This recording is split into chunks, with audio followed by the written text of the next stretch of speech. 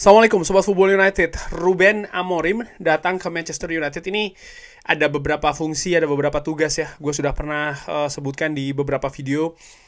Adalah juga memanfaatkan squad yang saat ini ada secara maksimal.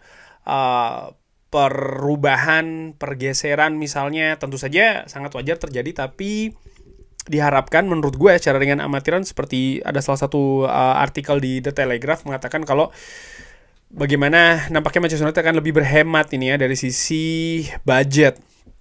Itu tugas pertama, memaksimalkan skuad saat ini. Lalu juga tentu saja mendapatkan atau menghadirkan prestasi berupa trofi ya di Manchester United.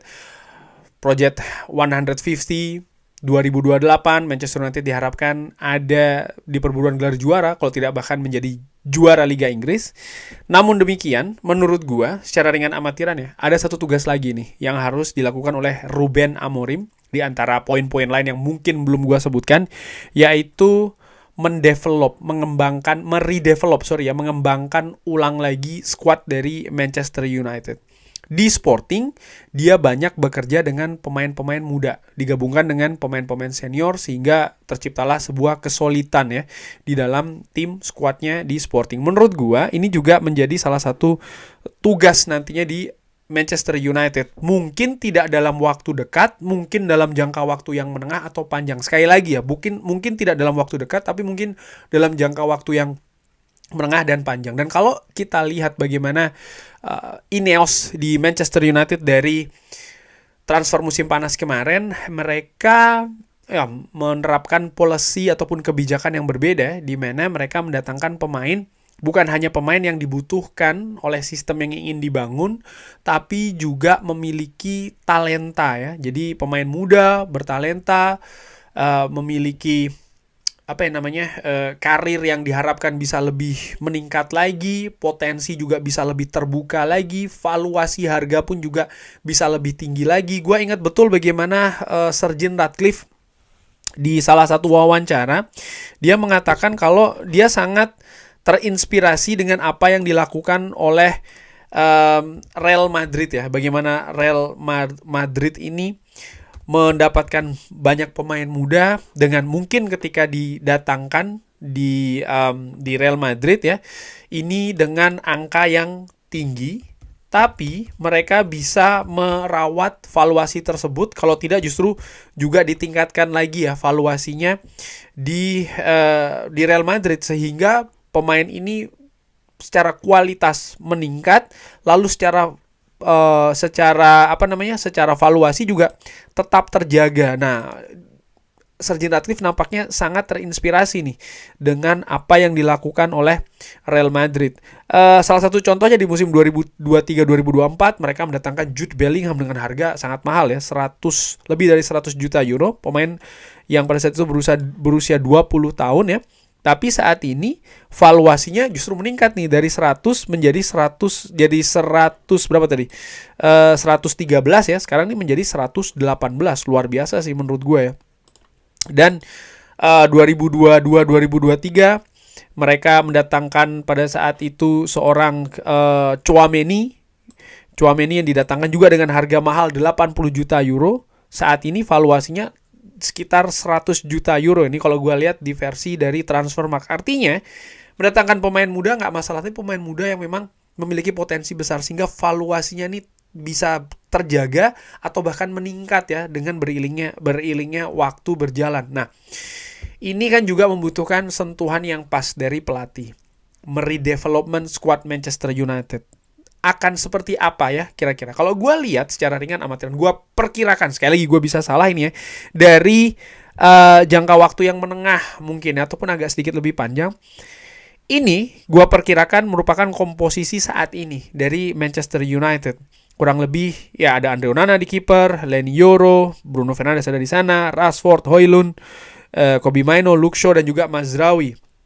Di mana kalau gue lihat ya, untuk melakukan perombakan secara besar-besaran nampaknya enggak, tapi untuk jangka menengah paling tidak ya, gue melihat ada 3 posisi nih, di mana Manchester United harus siap-siap melakukan redevelopment atau pengembangan ulang. Yaitu ada di sektor back kiri, Luke Shaw. Kita tahu bagaimana Luke Shaw situasi fisik kebugarannya ya kan, ini masalah besar ada di sana. Lalu Marcus Rashford dengan tantangan setiap musim yang dinamikanya naik turun, dan dia menurut gue juga semakin lama memasuki usia senior juga kan ya.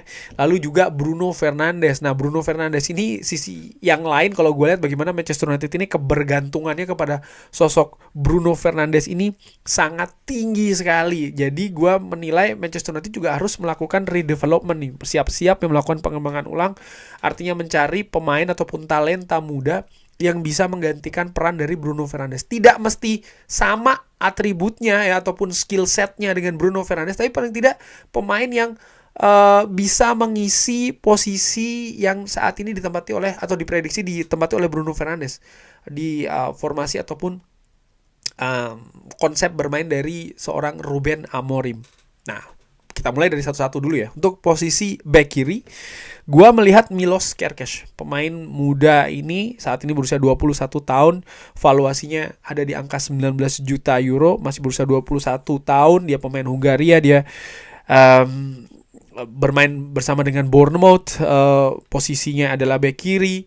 Dan menurut gue atribut ataupun juga pencapaiannya bersama dengan Bournemouth ya, untuk tim sekelas Bournemouth ini luar biasa. Musim ini sejauh ini dari 11 permainan atau 11 waktu dia bermain, 11-11-nya dia dari awal, artinya dia menjadi kepercayaan di Bournemouth. Dia memiliki pengalaman tentu saja ya di Liga Inggris. Dan ya gue menilai, dan pemain ini juga sempat kan dikaitkan dengan Manchester United, dan dari situ gue menilai ya dia punya potensi nih untuk bisa didatangkan untuk meredevelopment squad dari Manchester United, mengembangkan ulang lagi ya squad dari Ruben Amorim untuk posisi back kiri, di mana Manchester United butuh nih pemain yang bisa memang posisi aslinya di back kiri dan ya, bisa bermain juga dengan jangka waktu yang lama, valuasi semakin lama lebih tinggi, talenta yang bisa dikembangkan dengan potensi juga luar biasa besar. Pemain lain langsung saja ya, posisi dari Bruno Fernandes ini. Siapa kira-kira yang cocok ya menurut gue untuk ditempatkan di situ? Pemain muda mungkin. Gue melihat ini, Arda Güler.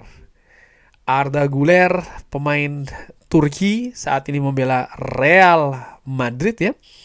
Ketika dia didatangkan dari Fenerbahce pada saat itu di musim 2023-2024, valuasinya ataupun biaya transfernya ada di 20 juta euro.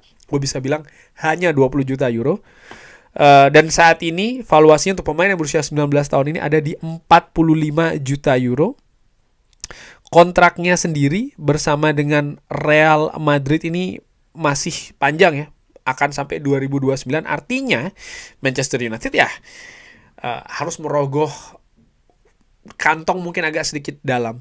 Tapi kalau melihat bagaimana potensi dari Arda Güler, terutama untuk jangka waktu yang sangat panjang, menurut gue ini sangat besar sekali. Dimana saat ini pemain ini belum menjadi pilihan utama di Real Madrid ya.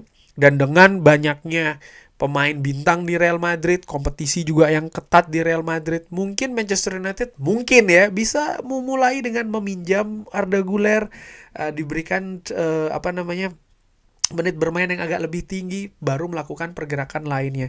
Dimana dari sisi atribut ataupun skill set, gue melihat Arda Güler nih memiliki potensi yang sangat besar sekali ya, pemain muda dari Turki ini. Sehingga, dan dia juga memiliki salah satu posisi terkuatnya, yaitu adalah di gelandang serang sebelah kanan. Nah, ini juga merupakan hal yang unik dari seorang Arda Güler. Sehingga gue menilai pemain ini ya bisa menjadi pilihan untuk mengisi squad Manchester United yang di development kembali. Kakinya dia pun juga kaki kiri ternyata ya, dengan kemampuan teknis menurut SofaScore ini juga cukup bagus. Oke. Posisi lainnya di kanan ya tadi untuk mengisi posisi dari Marcus Rashford, gua menilai Omar Marmoush. Omar Marmoush yang saat ini membela Eintracht Frankfurt, pemain asal Mesir. Valuasinya saat ini di angka 44 juta euro. Saat ini dia berusia 25 tahun. Mungkin ini bisa dilihat sebagai opsi. Salah satunya ya Omar Marmus yang saat ini dia pun juga memiliki musim yang bagus ini bersama dengan Eintracht Frankfurt. Namun demikian ya, gue juga melihat ada potensi lain nih, ada skema lain. Misalnya seperti ini, Kobbie Mainoo yang diduetkan dengan Ugarte ini mungkin bisa didorong sedikit ke depan, mengisi posisi yang ditinggalkan oleh Marcus Rashford. Gue menilai Kobbie Mainoo memiliki kompetensi juga ya. Dia memiliki teknis bagus, dia membaca permainan bagus, dia punya kemampuan mencetak gol juga bagus ya kan. Salah satunya gue masih ingat gol di menit-menit terakhir ketika menghadapi Wolverhampton Wanderers, perfect, luar biasa. Dia memiliki juga kemampuan transisi yang juga cukup bagus nih, dan dia juga masih muda dengan potensi yang sangat luar biasa.